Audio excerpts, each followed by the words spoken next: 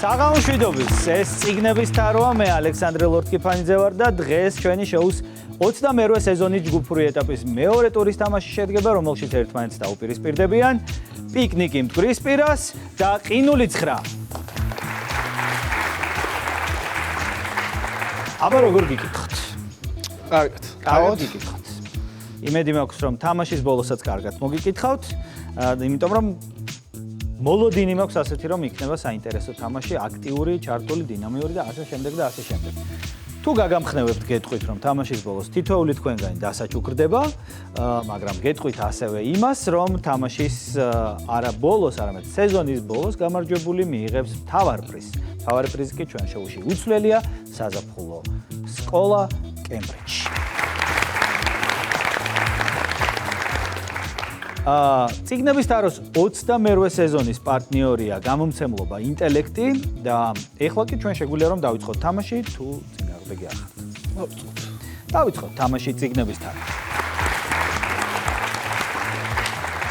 პირველი რაუნდი. პერსონაჟი.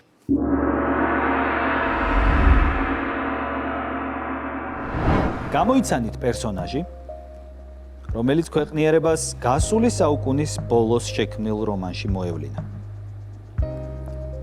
ნაწარმოების სათაური ავტორმა დუგლას კუპლენდის 1991 წლის რომანის სათაურის მცირედით შეცვლით მიიღო. დასაწყისიდან ვიგებთ, რომ გმირი წითლის წითელზე ისტორიულ გამარჯვებამდე დიდი ხნით ადრე დაიბადა. პერსონაჟი ტექნიკურ ინსტიტუტში სწავლობდა. სანამ არ დადეგებზე ბორის პასტერნაკის ლექსებს წაიკითხავდა. რის შემდეგაც თავადაც წერას მიჰყო ხელი და ლიტერატურის ინსტიტუტში ჩააბარა. საგულისხმო ფაქტია, რომ მას არ მოსწონდა ის სახელი, რომელიც მშობლებმა ერთი ლიდერისა და ერთი პოეტის პატივსაცემად დაარქვეს. ბოლოს გეტყვით, რომ იგი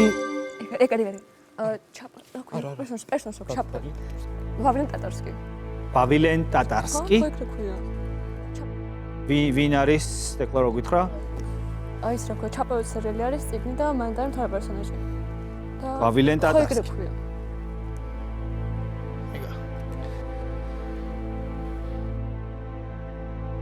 ეს ამიქულა შეგიძლიათ გაიხაროთ, იმიტომ რომ ეს ამბულად არის პავილენ ტატარსკი.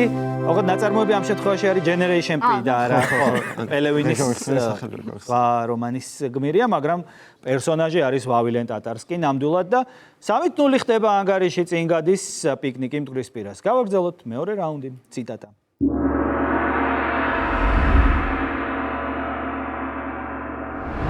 რა თქმა უნდა, წინასწარმეტყველებაში გარკვეული ბუნდოვანება რჩებოდა იმის შესახებ, დედაქალ ღმერთი თან მოიყოლებდა მას თუ აქ ადგილზევე შობდა.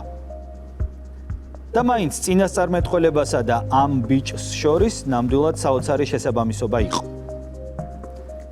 ისინი ერთმანეთს გვიანდილით შეხვდნენ. აეროდრომის ადმინისტრაციული შენობის გარეთ. შორი ახლო უემბლემო ორნიტოპტერი იჯდა. ისევ პიკნიკი. ჰენდერსონი წვიმის მეფე. ჰენდერსონი წვიმის მეფე. აი ეს კი არ არის სწორი პასუხი, მეგობრებო, არა. ეს არ არის. გავაგრძელებ შეკითხვას ყინულისთვის. ყურადღებთ. ასაფრენად გამზადებული, წყნარად ზუზუნებდა და მთლევარე მწერს წააგავდა. გვერდით საგვარეულოს მცველი ედგა. ხმალი გაშიშვლებული ეჭირა. მის გარშემო ფარს ოდნავ აეცახცახებინა ჰაერი. კაინსმა რომ შენიშნა ფარს იყენებენო, აგდებით ჩაიცინა და გაიფიქრა. პლანეტა ამათ უჩვენებს სეირს. ვერსია არ არის 23. მენტ დიუნია რა? დიუნი? ხო. არა? თუ კი? კი მგონი. თქვენ ეთანხმებით მეგობრებო? თავის თავზე აიღო თამაში და რავი, არ ვიცით.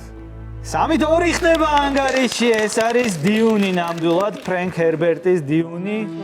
დადგაც პლანეტა, ორნიტოპტერი ჯდება, წინასწარმეტყველება გვეუბნება, რომ ვიღაც ბიჭი უნდა მოვიდეს, მოკლედ ბევრი რაღაც იყო დიუნის მსგავსი. 3-2, გავაგრძელოთ. მესამე რაუნდი, დოკუმენტური.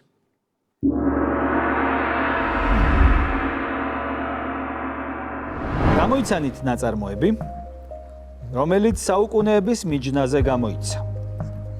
ავტორს მისი შექმნის იდეა 1990-იან წლებში ჰოლივუდში მუშაობისას დაებადა. ნაწარმოები ეყრდნობა ნიკოლო მაკიაველის, სუნძის, კარლ ფონ კლაუზევიცისა და აუ. ეგარი. 48 Laws of Power. 48 Laws of Power. ძალაუფლების 48 კანონი, ეს სწორი პასუხია ნამდვილად. რობერტ გრინის წიგნი, რომელიც ძალიან გავლენიანი ტექსტი აღმოჩნდა მას შემდეგ, რაც გრინმა ეს ტექსტი დაწერა, გამოსცა და ასე შემდეგ და ასე შემდეგ. მოკლედ ეს სამი ქულა არის პიკნიკის მხარეს ძალიან ძალუმი სამი ქულა მოიპოვეს საკუთარ აქტივში. 6-2 ხდება ანგარიში. მიხვდით და აუ შეთანხმებამ წაიღო დრო თორე. ამ შემთხვევაში თქვენ არ დაგაბერათ კაცო, მე შეუთანხმებლად. გავაგრძელოთ მეოთხე რაუნდი, სხვადასხვა.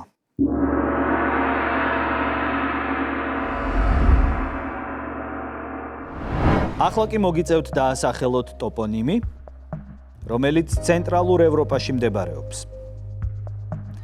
მას პირველად ტაციტუსი იხსენიებს. ძველად დიდი მორავიის საჰერცოგოს წარმოადგენდა, რის შემდეგაც საღვთო რომის იმპერიის დამოუკიდებელი სამთავრო გახდა და მოგვიანებით ჰაბსბურგთა მონარქიისა და ავსტრიის იმპერიის შემადგენლობაში შევიდა. პირველი მსოფლიო ომის შემდეგ ტერიტორია იმ ქვეყანას შეუერთდა, რომლის ნაწილადაც დღემდე რჩება. რაც შეეხება კავშირს ლიტერატურასთან, ეთქვა ბარემ. ტრანსილვანია ხო არ არის? რა? ტრანსილვანია.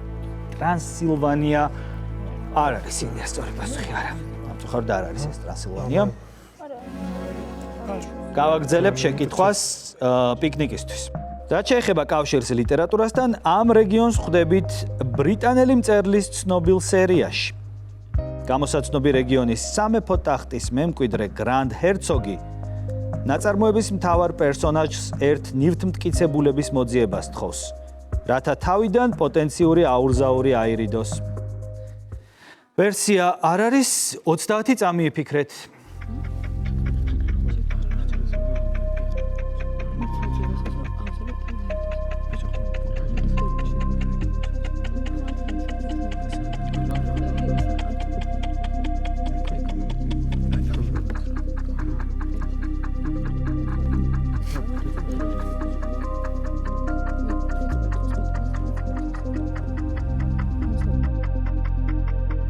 სამი, 2, 1. ამოიწურა 30 წამი, მეგობრებო და დამატებით მინიშნებას წაგიკითხოთ. გამოსაცნობი ტოპონიმი თანამედროვე ჩეხეთის ყველაზე დიდი ისტორიული რეგიონია. იგი მოიცავს ისეთ ქალაქებს, როგორებიცაა პლზენი, კარლოვი ვარი და დედაქალაქი პრაღა. შოტლანდიელი ავტორის დეტექტიურ სერიაში მთავარი პერსონაჟი სტუმარი სწორედ გამოსაცნობი რეგიონის ტახტის მემკვიდრეა, რომელიც მას წარსული საიდუმლო ურთიერთობის ამსახველი ფოტოს მოძებნას თხოვს. აჭერთ, იმიტომ რომ ამოიწურა კითხვის პირობა და ახლა დაასახელებთ ამ რეგიონს. ეგ ვიცი თქვა კითხვაში. ეს არის? არ არის. არ არის. ბოჰემია. ეს არის ბოჰემია, ეს სწორი პასუხია.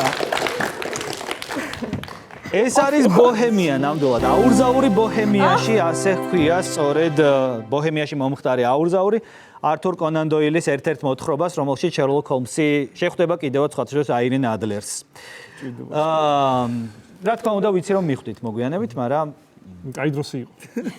კაი დროსი იყო ნამდვილად. 7-2 ანგარიში 4 რაუნდი გავიდა, მოდი ვნახოთ შემეცნებითი ვიდეო რგოლი და მერე გავაგრძელოთ. 1957 წელს ჟურნალისტი ფრენკ ჰერბერტი სტატიის დასაწერად ორეგონში მიემგზავრება. ფრენკი ქვიშის დიუნების შესაჩერებლად სპეციალური ბალახების გამოყენებას იკვლევს. სწორედ ამ დროს უჩნდება ნაწარმოების შექმნის იდეა. რომანზე 6 წლის განმავლობაში მუშაობს. დასრულებულ ხელნაწერს ზედმეტი სირთულის, უჩვეულო ტერმინოლოგიისა და მოცულობის გამო 20-ზე მეტი გამომცემლობა იწუნებს. 1965 წელს პატარა გამომცემლობა ჰერბერტის წიგნს გამოსცემს, რითაც ლიტერატურა სამეცნიერო ფანტასტიკის გამორჩეულ ნაწარმოებს იღებს. დიუნი თავის ჟანრში პირველი წიგნია, რომლის მთავარი თემა არა ტექნოლოგიები, არამედ ეკოლოგიაა. ნაწარმოებში ავტორი აღწერს პოლიტიკურ ინტრიგებს და ლიდერების მიერ რელიგიისა და მითების გამოყენებას მასების სამართავად. დღეს დიუნი ჟანრში ერთ-ერთი ყველაზე გაყიდვადი წიგნია. ვაგრძელებთ წიგნების თაროს, მეხუთე რაუნდი, ვიდეო შეკითხვა.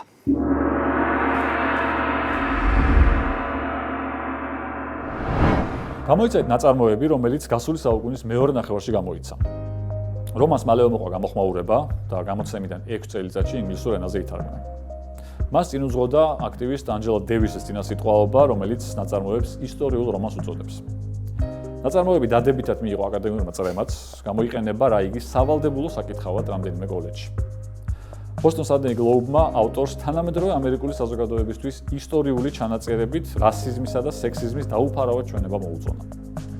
გამოსაცნობა ნაწარმოებამ მწერალს 1986 წელს ქალთა ლიტერატურაში ფრანგული გრან-პრი მოუპოვა. ბოლოს გეტყვით, რომ მასში მოქმედება ვითარდება ბარბადოსში დაბადებული ქალის ირგვლივ, რომელიც ინგლისელი მეზღვაურების ტყვედ იქცევა. ვერსია არ არის 30 წამი.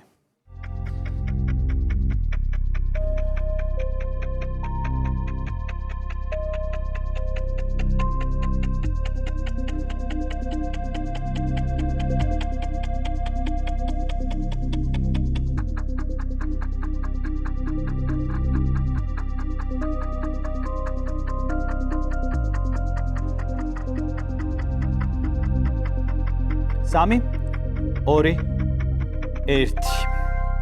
არ გაგვახსენდა არც ერთ. გუნდს ეს ვაკ დამატებითი არ არის. თამამად შემიძლია ვთქვა, რომ საკმაოდ რთული შეკითხვა იყო. ამიტომ ძალიანაც გული არ დაიწყვიტოთ. მარის კონდე არის ამ წიგნის ავტორი, წიგნს კი ქვია შავკანის ლუპა.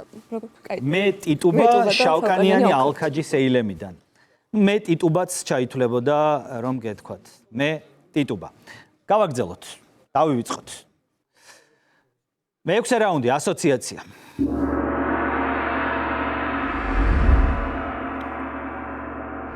თავადი, გენერალი, მგზავრობა,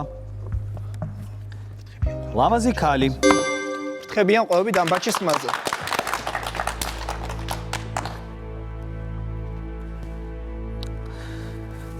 რა გინდა რო ხნა გავს, მაგრამ არ არის ეს სწორი. ძალიან ლაუდა რა. ვაგრძელებ პიკნიკისთვის.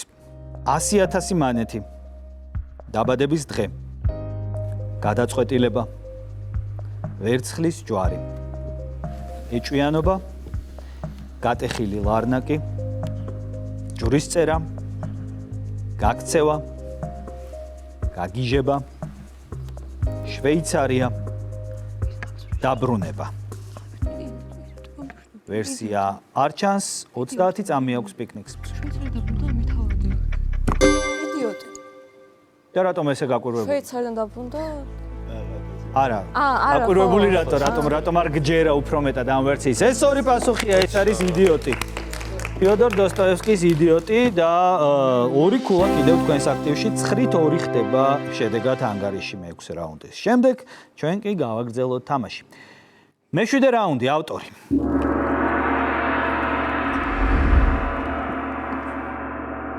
გამოიცანით ავტორი, რომელიც მე-19 საუკუნის ბოლოს ქვეყნის აღმოსავლეთში დაიბადა. სასულიერო სასწავლებლისა და სემინარიის დასრულების შემდეგ სწავლა ფილოლოგიის ფაკულტეტზე გააგრძელა. პირველი ლექსების გამოქვეყნება 1910-იანი წლებიდან დაიწყო. 1918 წელს ცნობილი გაერთიანების წევრებს. ლორკა. ფრედერიკო გარსია ლორკა. 18-ში და 25-ში ფრედერიკო გარსია ლორკა არ არის სწორი. აი, ბოდიში. 18 წელს ნახე. აი ამჯერად ტყინულს აქვს საშუალება, რომ შვიდად მოისმინოს შეკითხვა. წევრებს დაუმეგობრდა. თუმცა მალევე მიხვდა, რომ სიმბოლიზმის ესთეტიკა მის ბუნებას არ შეესაბამებოდა. მიუხედავად ამისა, მან პოეზიაში სრულიად უნიკალური, ეროვნულ ფესვებსა და მდიდარ ლექსიკაზე დაფუძნებული სტილი დაამკვიდრა. გარდა წერისა, იგი აქტიურად იკვლევდა ქვეყნის ლიტერატურას. ხელმძღვანელობდა ლიტერატურულ მუზეუმს, რომელიც დღეს მის სახელს ატარებს. ბოლოს გეტყვით, რომ გამოსაცნობი მწერლისა და პოეტის ყველაზე ცნობილი კრებული ბავშვობაში სოფელში მოსმენილსა და ნანახს ეფუძნება. გიორგი ლეონიძე. ეს არის გიორგი ლეონიძე, ეს სწორი პასუხია ნამდვილად. გიორგი ლეონიძე, ქართული სიმბოლიზმი, ცისფერყანწელები და ასე შემდეგ და ასე შემდეგ და დღესდღეობით ლიტერატურის მუზეუმით სწორედ გიორგი ლეონიძის სახელობისა. 9-5. მერვე რაუნდი, ეკრანიზაცია.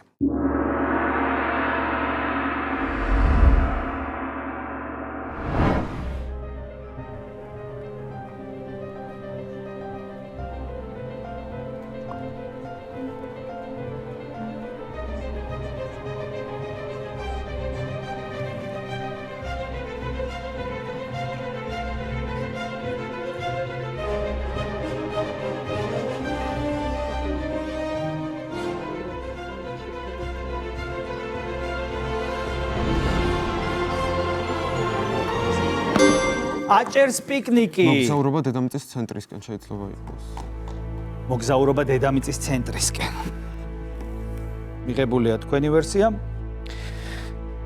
12-5 ხდება ანგარიში, ეს სწორი პასუხია. ეს არის მოგზაურობა დედამიწის ცენტრისკენ. ჟიულ ვერნის ცნობილი ნაწარმოების ეკრანიზაციიდან კადრებით გამოვიცანით თავად ნაწარმოები და კიდევ უფრო გაზარდა საკუთარი უპირატესობა პიკნიკი მტკვრის პირასმა. როგორ მოთქვა? პიკნიკმა ალბათ. პიკნიკმა მტკვრის პირას. კეთილი, გავაგრძელოთ მეგობრებო. ნაწარმოების რაუნდს წარმოგიდგენთ გამომცემლობა ინტელექტი. მე-9 რაუნდი, ნაწარმოები.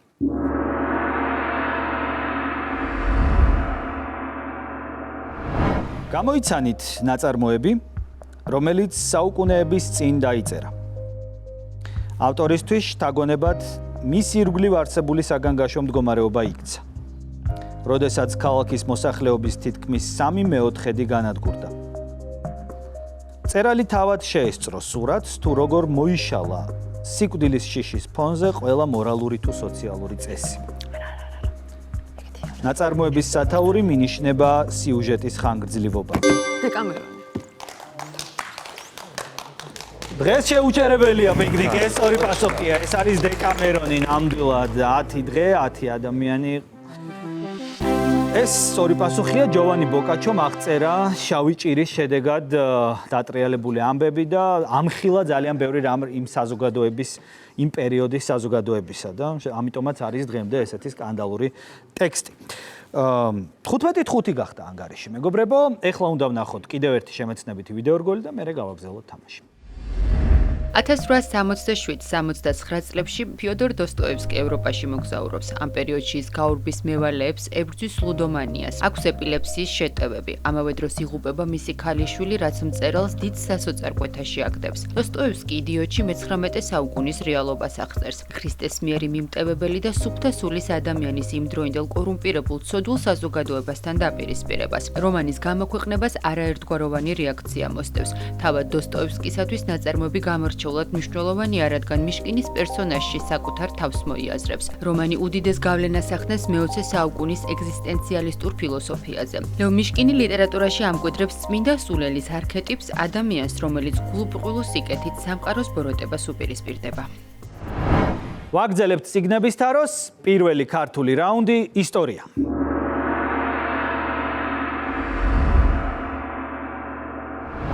გამოიცანით პიროვნება საქართველოს ისტორიიდან, რომელიც გასული საუკუნის მეორე ნახევარში ახმეტის მუნიციპალიტეტში დაიბადა.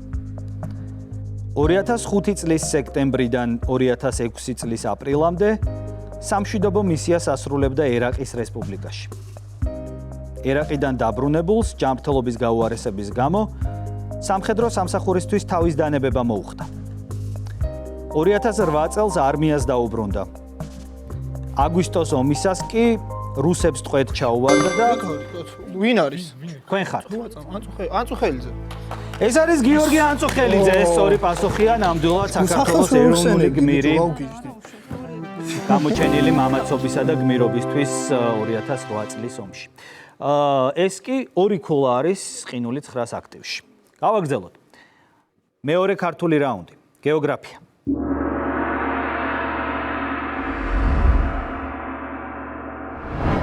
დაასახელეთ ტოპონიმი, რომელიც ქვეყნის სამხრეთით მდებარეობს.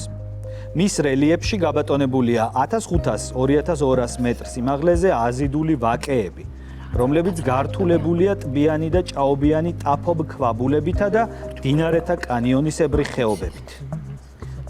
ჰავა გარდამავალია ზომიერად ნოტიოდან თიანეთის მშრალ კლიმატზე.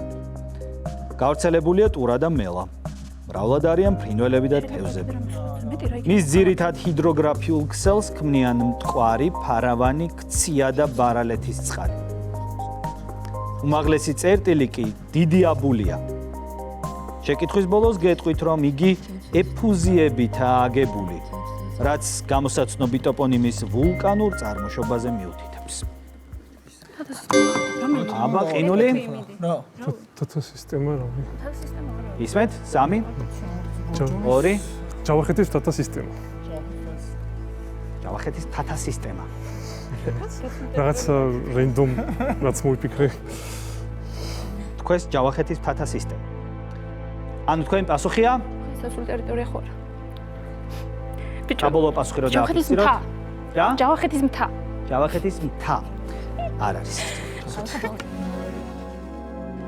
პიკნიკს მტკვრისპირას აქვს უფლება დააფიქსიროს თავისი ვერსია. ჯავახეთი უბრალოდ. ჯავახეთი უბრალოდ. არც თათა სისტემა, არც მთა, არამედ უბრალოდ ჯავახეთი. ვაკეები გადაჭიმულია ხო? თლი უბრალოდ არ ჯავახეთი. არის არც ასწორი პასუხი. არც ასწორი პასუხი. ბუნებრივია, რომ თვითონ გეოგრაფიულ ტიპშია საქმე, ჯავახეთის სწორი იყო ორივე შემთხვევაში. ეს არის ჯავახეთის ზეგანი. ზეგანი უნდა გეთქვათ, მეგობრებო და მაგ შემთხვევაში ჩაითვლებოდა. გავაგრძელოთ. მესამე ქართული რაუნდი, კულტურა.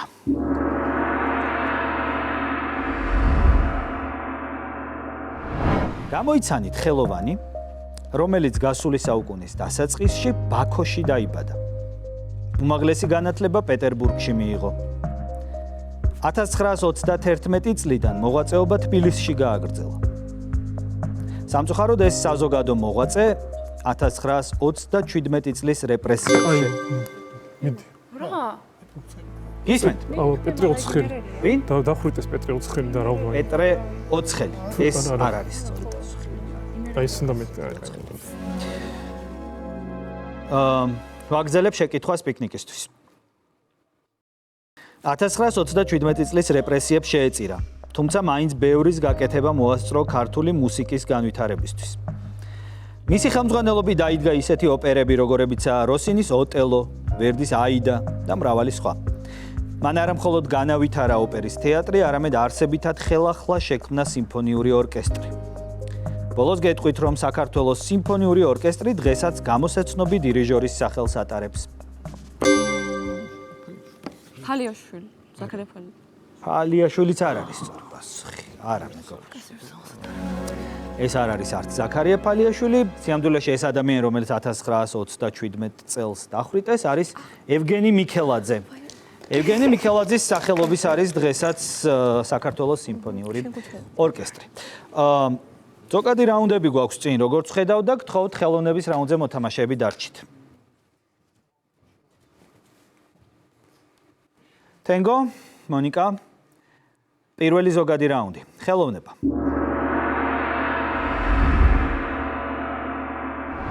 გამოიცანით ადამიანი, რომელიც გასული საუკუნის 70-იან წლებში ნიუ-იორკში დაიბადა. 12 წლის ასაკიდან ჩაერთო კრიმინალურ საქმიანობაში, რის გამოც არაერთხელ დააკავეს.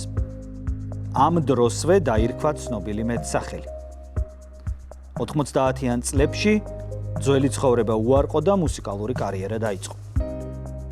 მისი განსაკუთრებული წარმატება დოქტორ დრესა და ემინემს უკავშირდება. სადებიუტო ალბომი Get Rich or Die Trying ჰიპ-ჰოპის ისტორიაში ერთ-ერთი ყველაზე გაყიდვადი ჩანაწერი გახდა. ბოლოს კი გეტყვით, რომ ამ რეპერმა გარდა მუსიკისა, ცნობილი წიგნის ერთგვარი სიკველიც გამოსცა მისავე ავტორთან ერთად. 3 წარმოდგენა არ მაქვს. მაგრამ იყოს Ice Cube. Ice Cube. არ არის ეს სწორი პასუხი, მონიკა. ეს არ არის Ice Cube. Tango? Snoop Dogg იყოს. Snoop Dogg. ხო. არც ეს არის სწორი პასუხი, არა. ეს არ არის არც Snoop Dogg. წიგნი, რომელიც ვახსენეთ, რომლის სიკველიც გამოსცა, არის რობერტ გრინის ძალაუფლების 48 კანონი.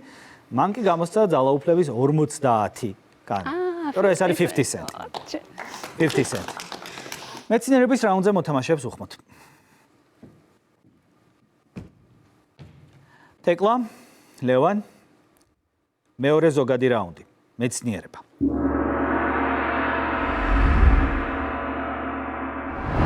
გამოიცანით მეცნიერი, რომელიც თითქმის 10 საუკუნის წინ დაიბადა. მისი ცხოვრების შესახებ ბევრი ლეგენდა არსებობს, რამე თუ ცნობილი იყო თავისი პოლიმათობით. გამოსაცნობმა ადამიანმა ბავშვობა სელჩუკთა იმპერიის მეტროპოლისში, ნიშაპურში გაატარა. სწორედ აქ დაინტერესდა მათემატიკით. მის ყველაზე გამორჩეულ ნაშრომს კუბურ განტოლებათა კლასიფიკაცია და ამოხსნა წარმოადგენს.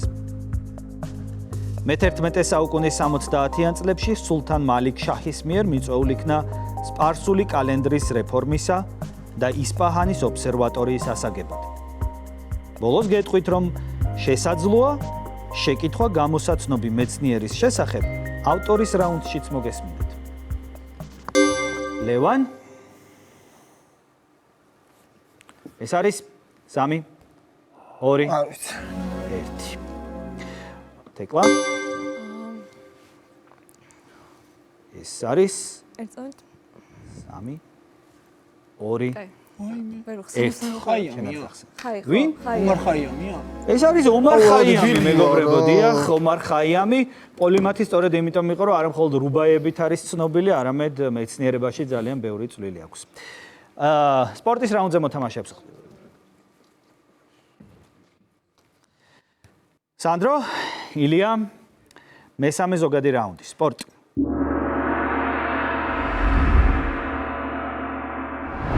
გამოიცანით სპორტსმენი, რომელიც გასული საუკუნის ბოლოს კანადაში დაიბადა. დედამ ძლეოსანი იყო, რომელიც 1992 წლის ბარსელონას ოლიმპიურ თამაშებზე ანტიგუა და ბარბუდას სახელით ასპარეზობდა. საყვარელ სპორტში მეტი წარმატების მისაღწევად ის სამხრეთით გადაბარგდა და ჯერ ჩატანოგას სკოლაში, შემდეგ კი კენტუკის უნივერსიტეტში ჩააბარა. 2018 წლის დრაფტზე ის შარლოტ ჰორნეტსმა აირჩია. თუმცა იმ ღამითვე კლიპერსში გაცვალა. სადებიუტო სეზონის შემდეგ გამოსაცნობი კალათბურთელი კლიპერსმაც გაცვალა ამჯერად პოლ ჯორჯში. სწორედ ამ ტრეიდის შემდეგ გახდა ეს სპორტსმენი როგორც ფრენჩაიზის, ისე თავად NBA-ის სახე. 2025 წელს იგი როგორც შაი გილჯის ალექსანდერი. ეს სწორი პასუხია ნამდვილად. ეს არის შეი გილჯის ალექსანდერი. ის გახდა ფინალების MVP. ფინალებისაც და ეს სეზონისაც. სეზონისაც 2025 წელი მისი წელი იყო, შეიძლება ასე ვთქვათ. 15-9 ამოვწურეთ ზოგადი რაუნდები. ამგვარად მე შეგახსენებთ, რომ წიგნების თაროს 22 სეზონის პარტნიორია გამომცემლობა ინტელექტი. მოდით ახლა შემეცნებით ვიდეო რგოლი ვნახოთ და ბლიცის დროც დადგება. ევგენი მიქელაძე 1903 წელს ქართველი არისტოკრატების ოჯახში იბადება. კადეტთა კორპუსში სწავლის შემდეგ თბილისის სახელმწიფო კონსერვატორიაში ირიცხება. მოგვიანებით ლენინგრადის კონსერვატორიაში სადირიჟორო ხელოვნებას ეუფლება. 1921 წელს სწავლის დასრულებისთანავე ბრუნდება საქართველოში. მისი უშუალო ინიციატივით არსდება საქართველოს სახელმწიფო სიმფონიური ორკესტრი, რომლის მთავარი დირიჟორიც თავად ხდება. მალევე ინიშნება თბილისის ოპერის მთავარ დირიჟორად და მოგვიანებით თეატრის სამხატვრო ხელმძღვანელად. მნიშვნელად. 1927 წლის ნოემბერში ევგენის ლავრენტი ბერიას დავალებით აპატიმრებენ. უყენებენ აბსურდულ ბრალდებებს. არსებობს ცნობები, რომ ბერიას უშუალო ბრძანებით ევგენის ცემით ჯერ მხედველობას, შემდეგ კი სმენას უკარგავენ. 1927 წლის 13 დეკემბერს 34 წლის ევგენი მიქელაძეს დახვრეტა სუსჯიან. ვაგრძელებთ წიგნების თაროს. ორი ძალიან კარგი გუნდის თამაშის კულმინაციას ვახლოვდებით, იმიტომ რომ ბლიცი უნდა ვითამაშოთ. თენგო და ილია ითამაშებენ ბლიც ერთმანეთის პირისპირ. ანგარიში არის 15-9, წინ არის პიკნიკი მტკვრისპირას, ამიტომ პირველი თენგოსთან უნდა ვითამაშო. მზად ხარ ამისთვის? დავიწყოთ ბლიცი თენგოსთან.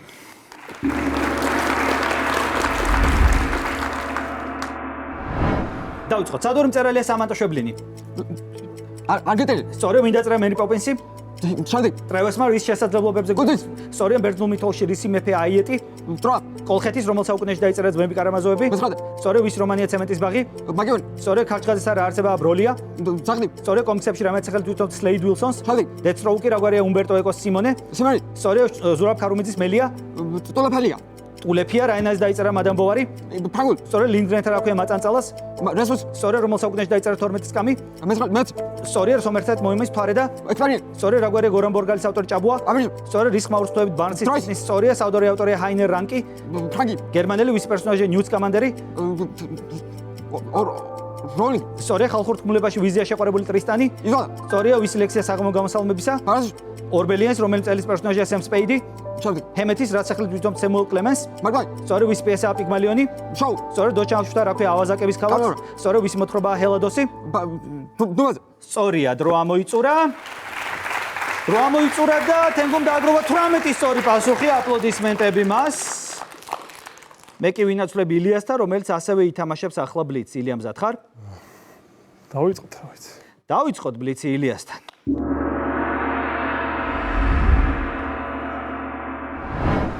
დავიწყოთ. სადორი მწერალია ლაურა ესკიველი. მექსიკა. სწორია ვინ დაწერა პიტერ პენი? ბარი. სწორია რუკასთან ერთად რა ტერიტორია. სწორია ბერძნულ მითოლოგიაში რისი მეფეა ოდისევსი? ითაკა. სწორია რომელ საუკუნეში დაიწერა ომი და მშვიდობა? მე-19. სწორია ვის რომანია ხრჩობა? პავლენიკი. სწორია ქარჩღაძესა ვისი ძაღლია ბროლია? ზებულონი. სწორია კომიქსებში რამაც სახელით ვიცნობ დუეიდ უილსონს?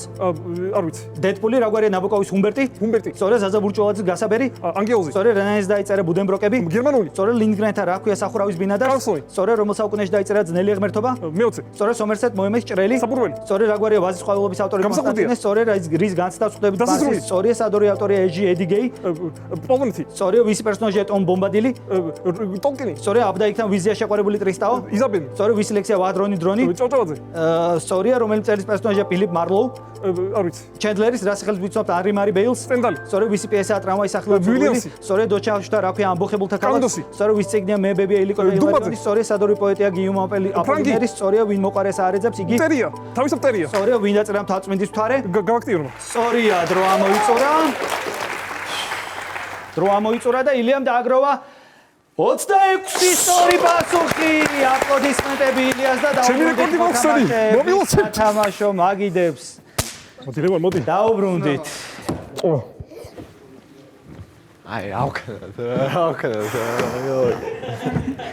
ილია შარმანაშვილის პირადი რეკორდი მოიხსნა. წნეხი სჭირდებოდა. მე მგონი არმან დუპლანტისის სტრატეგია გაქვს, რომ საკუთარი რეკორდი ნელ-ნელა თითო-თითოთი გააუმჯობესო და ესე გახვიდეს. ჩემი მიზანია რომ საერთო რეკორდზე რეკორდზე. 29 რა ვიღო, მაგრამ რა გინდა. ხო და მაგას მე მგონი ნელ-ნელა ეგრე უახლოვდებით. რა ვიცი, შეიძლება. რაც თავარია დრამატული თამაში გამოვიდა, მეგობრებო. დრამატული თამაში გამოვიდა, იმიტომ რომ ფაქტობრივად მთელი თამაშის განმავლობაში უპირატესობა ხელიდან არ გაუგდია გუნდს პიკნიკი მტკვრისპირას. საბოლოოდ ანგარიშით 35-33 იმარჯვებს ყინული 9 და აპლოდისმენტები დავაჯილდოვოთ ყინული 9. არ იყო ეს თქვენი საუკეთესო თამაში ნამდვილად. წაგებას მიმსახურებდის, ახლა მოდი ვაღიაროთ. რა იყო? წაგებას მიმსახურებდის მეთქი. არა, ვერ იტყვი მასე ბლიციც თამაშის შემადგენელი ნაწილია, ამიტომ ყველაფერი განსაზღვრავს. თუმცა იყო რაღაცების მომენტები, როცა არ გაგიმართლა, ძალიან კაი ვერსიები იყო, მაგრამ არ იყო სწორი პასუხთან ახლოს და ასე შემდეგ და ასე შემდეგ. საბოლოოდ გაიარეთ ეს ლაბირინთი რთული გზის და მოიპოვეთ გამარჯვება, მეორე გამარჯვება უკვე სეზონში და გილოცავთ ამ ყველაფერს აპლოდისმენტები კიდევ ერთხელ ყინული 9-ს. ახლა კი ორი სიტყვა ვთქვათ გუნდზე პიკნიკი მტკვრის პირას, რომელიც საშიეტოს ყველაფერი. რომელიც იმსახურებს ხურვალი აპლოდისმენტებს. აქ გამოჩნდა რა შეუძლია ამ გუნდს ძალიან კარგად ითამაშეთ. ვერც ბლიცზე ვიტყვი თენგო ვერაფერს, მშვენიერი ბლიცი იყო. ხო, უბრალოდ მოგიწიათ შეხვედრა მე ვიტყვი ციგნების თაროს ყველა დროის ერთ-ერთ უძლიერეს ბლიცერთან, რომელმაც აი ესე შემოატრიალა საბოლოოდ თავის თამაში. და ამიტომ ვერც იმას გეუბნებთ გული არ გაიტეხოთ, თავი ინუგეშეთ, რაღაცა არა უშავს, იმიტომ რომ ხო, რა თქმა უნდა, ასეთ თამაშის მერე მარცხი ფულდასაწყვეტი. მაგრამ მე დარწმუნებული ვარ, რომ ძალიან ბევრი გულშემატკივარი შეიძინეთ ჩვენს მაყურებლებს. აპლოდისმენტები კიდევ ერთხელ პიკნიკი მტკვრის. მე მაყურებელს ვემშვიდობები. ერთმანეთს შევხვდებით კლავაც ციგნების თაროში, თქვენ უყურეთ ჩვენ შოუს და უგულშემატკივრად გუნდებს საქართველოს ყველაზე მნიშვნელოვან ახალგაზრდულ პროექტში. ნახვამდის.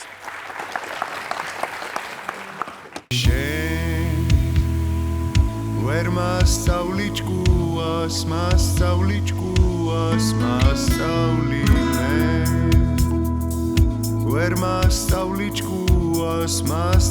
ჭკუას, მასწავლი